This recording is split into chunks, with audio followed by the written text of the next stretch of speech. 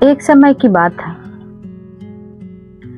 इंसान अगर परेशान होता है तो कोई बड़ी बात नहीं है, लेकिन इंसान को देखकर उस भगवान को भी उतना ही चिंता होती है जितना कि उनके भक्त होते हैं, क्योंकि परेशानी दोनों को होती है। भगवान वो काम कर नहीं सकते हैं क्योंकि उससे कर्म से जुड़ा हुआ है। इंसान हमेशा परेशान रहता है क्योंकि अपने कर्मों से मुक्ति पा नहीं सकता है। इसी जद्दोजहद में दोनों पड़े रहते हैं। बहुत साल पहले की बात है, आपकी कहानी सुनाती हूँ। बहुत साल पहले की बात है,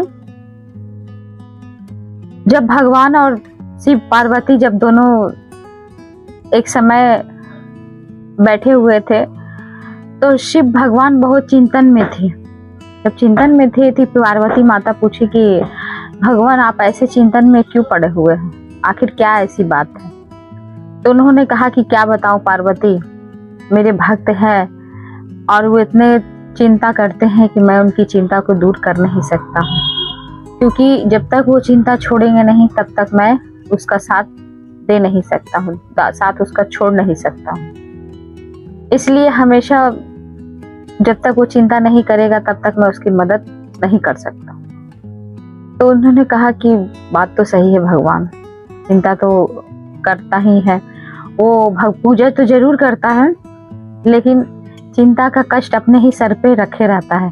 मेरे ऊपर जब तक नहीं छोड़ेगा तब तक वो नहीं, उसका उद्धार हो सकता है। वो मैं मेरे जीते रहता है, अगर हम में जिए तो जरूर पूरा हो जाता है। तो महादेव ने कहा कि मैं इस पे एक बात सुनाता हूँ कहानी। कुछ समय से पहले की बात है, भोला नाम का एक व्यक्ति था जो बहुत ही परेशान रहता था। उसके खेत में अनाज उगता था तो उसको मतलब चिंता लगा रहता था। बेवजह परेशानियां उसको झेलती रहती थी कि अगर भगवान बारिश हो गया तो क्या करेंगे, या अनाज डूब गया तो क्या करेंगे, अगर अनाज अच्छी हो जाती है तो बाजार में लोग रहेंगे कि नहीं रहेंगे, वो कैसे होगा, वो अगर अनाज बिक गया तो ज़्यादा पैसा मिलेगा कि नहीं मिलेगा। यही सब परेशानी में भोला हमेशा परेशान रहते थे। लेकिन कहते हैं ना कि जैसी करनी वैसी ही भरनी होती है, तो परेशान होने से भी कोई फायदा नहीं। भगवान आप पे उतना ही कष्ट करेंगे जब तक कि आपकी चिंता दूर न हो जाती है। उसी समय भगवान की होनी कुछ और मंजूर थी। वो गांव के समय में वहाँ बारिश होना बंद हो गया। बारिश बंद हो गया, उसके खेतों पे दरार आ गए, मानो कि खाने के लाले पड़ गए थे। लेकिन खाने के लाले पड़ने के बावजूद भी भोला रोज जाता और भगवान को कोसता कि मेरी ऐसी क्या कर्म मैंने किया है जो मुझे इतना तकलीफ दे रहे हो, मैंने ऐसा क्या कर्म किया है जो मुझे इतनी तकलीफ दे रहे हो। और यही बात बोलता और दरारें गिनता। एक समय की बात है कि वो वहाँ पे बैठा हुआ था वही धूप में, तो उसमें एक साधु का रूप धारण करके एक व्यक्ति आए। तो व्यक्ति कोई और नहीं थे, शिव ने कहा मैं ही गया था उसके पास और उससे जाके पूछा कि बताओ, अगर मैं तुम्हारे खेत में बारिश कर दूं तो क्या तुम्हारी चिंता खत्म हो जाएगी। उसने कहा कि नहीं, हाँ महाराज बिल्कुल मेरी खत्म हो जाएगी, लेकिन बारिश तो नहीं होगी ना। बोला अगर मान लो जाए बारिश हो गई तो क्या सब चिंता तुम भगवान पे छोड़ दोगे। बोला हाँ, आज के बाद से मैं नहीं करूँगा। तो बोला कसम खाओ कि आज के बाद से कोई चिंता नहीं करोगे। लेकिन उसने भगवान से तो उस साधु से कहा। उसके बाद उसने घर आया और चैन का नींद हुआ, लेकिन उसे नींद कहा। अपनी पत्नी को ये सब बताने के बाद भी उथल पुथल उसके मन में हो रहा था, बारिश होगी कि नहीं, बारिश होगी कि नहीं। हुआ कि नहीं, रात से सुबह गुजर गई लेकिन बारिश हुआ नहीं। उसने कहा कि देखो वो साधु था वो भी झूठा था और उसमें बारिश नहीं हुई।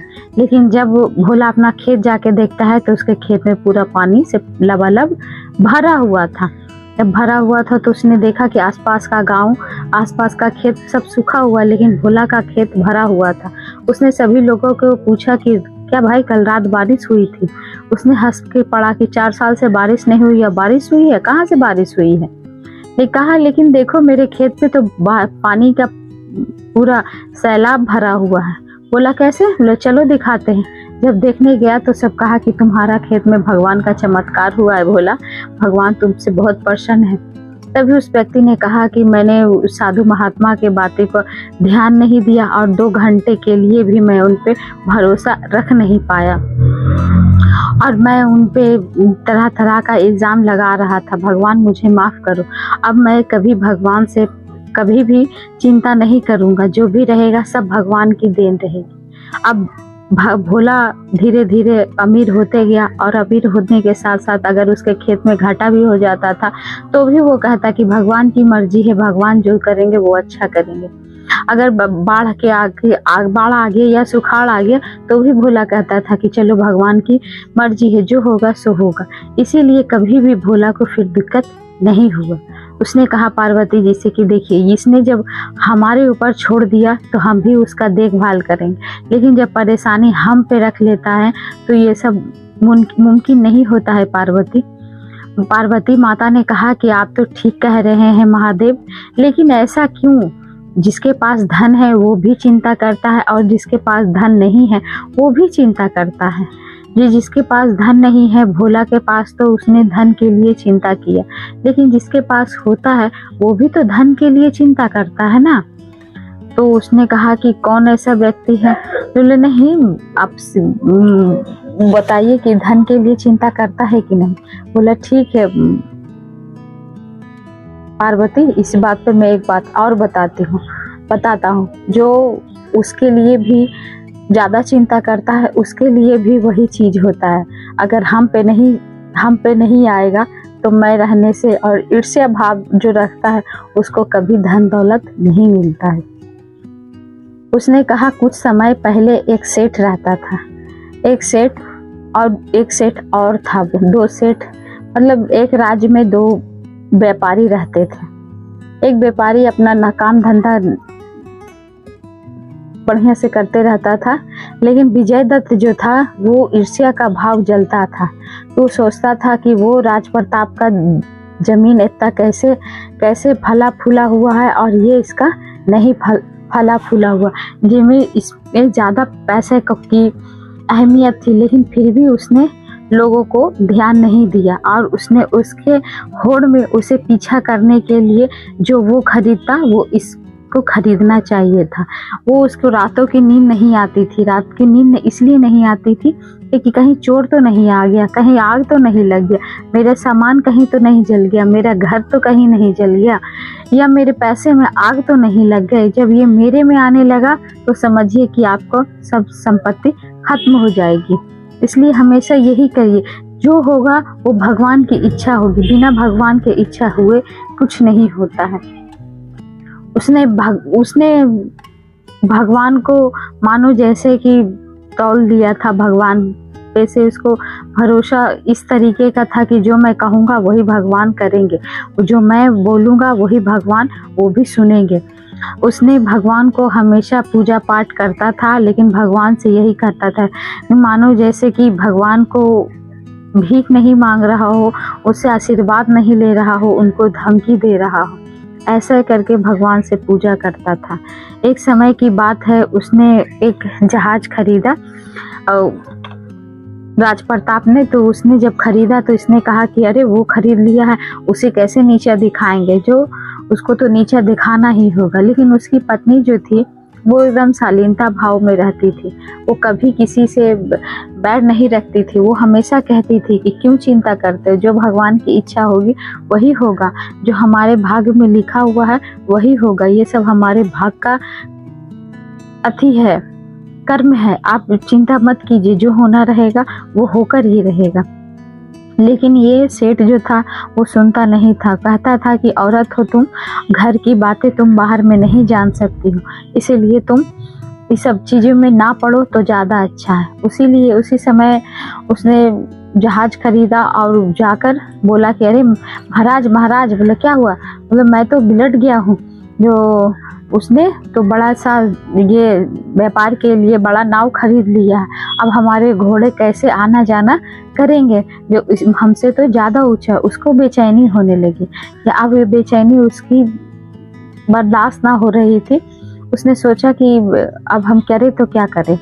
तो उसने कहा कि मैं भी खरीदूंगा, लेकिन उसका खरीदना उसको घाटे में जाना था, लेकिन फिर भी उसने खरीदा और भगवान से जाके गुस्से में कहा कि क्या भगवान, उसने कहा मैं कल भोलेनाथ के पास जाऊंगा। उसने कहा उसकी पत्नी क्यों चिंता करते, आप भगवान के पास जाइए, महादेव के पास जाइए, आपकी सभी चिंताएं वो दूर करेंगे।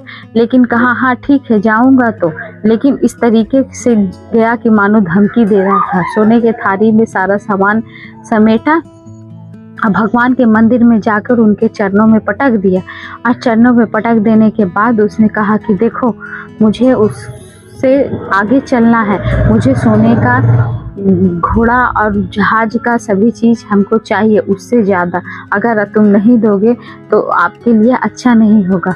भगवान ने, महादेव ने पार्वती माता से कहा कि वो ऐसा इंसान हो गया था कि मानो जैसे मुझे धमकी दे रहा, लेकिन उसे सबक तो उसी की तरीके से सिखानी थी, क्योंकि जब तक वो सबक सीखेगा नहीं तब तक वो शांत होगा नहीं, इसलिए उसको सबक सिखाना बहुत ज़रूरी था। उसी रात हुआ क्या कि उसके जो घाट के पास जो व्यापार का धन रखा हुआ था उसमें अचानक आग लग गई। उसे पता चला कि जो महादेव की कृपा से सब ठीक था, लेकिन यहाँ आग लग गया है। उसने महादेव से गुस्से में कहा कि महादेव, मैंने आपसे अपना धन मांगा था, ना कि अपना धन जलाने के लिए कहा था, आपने सभी चीज़ को जला दिया, ये कैसा न्याय है, मैं आपका पूजा कभी नहीं करूँगा, कभी नहीं करूँगा। जब इसकी क्रूरता उसके बढ़ गई तो उसे भगवान ने धीरे धीरे करके उसे सारा सामान उससे छीन लिया। जब छीन लिया तो उसके पास खाने के लिए एक रोटी तक नहीं रहा।